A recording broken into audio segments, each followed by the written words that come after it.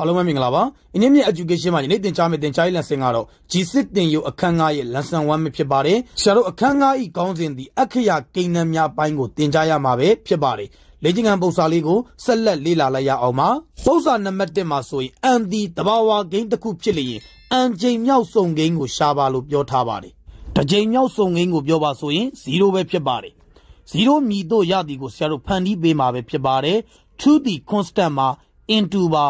တစ်ကြိမ်ဖြစ်သည့်အတွက်1ပဲဖြစ်ပါတယ်။ -1 ကို constant ထားပါမယ်။ရရှိလာသောတန်ဖိုးသည်0ပဲဖြစ်ပါတယ်။နှစ်ကြိမ်မြောက်စုံကိန်းသည်2ပဲဖြစ်ပါတယ်။ 2 သည် constant မှာ into ပါ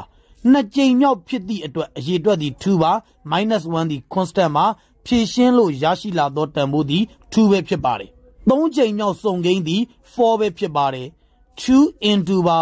3ကြိမ်ဖြစ်သည့်အတွက်3 - 1ပဲဖြစ်ပါတယ်။ဖြည့်ရှင်းလို့ရရှိလာသောတန်ဖိုးသည်4ပဲဖြစ်ပါတယ်။အကြိမ်ရေအတွက်ရပြောင်းလဲခြင်းသည်1 2 3ပဲဖြစ်ပါတယ်။ကျန်တာတွေက constant မှာထို့ကြောင့် n ကြိမ်မြောက်စုံကိန်းကိုပြောပါဆိုရင်2 into n - 1ပဲဖြစ်ပါတယ်။ယနေ့သင်ကြားပေးခဲ့တဲ့သင်ကြားရေး lesson ကိုနားလည်လိမ့်မယ်လို့ထင်ပါတယ်။အားလုံးကိုကျေးဇူးတင်ပါတယ်။ရှင်လန်းချမ်းမြေ့ကြပါစေဗျာ။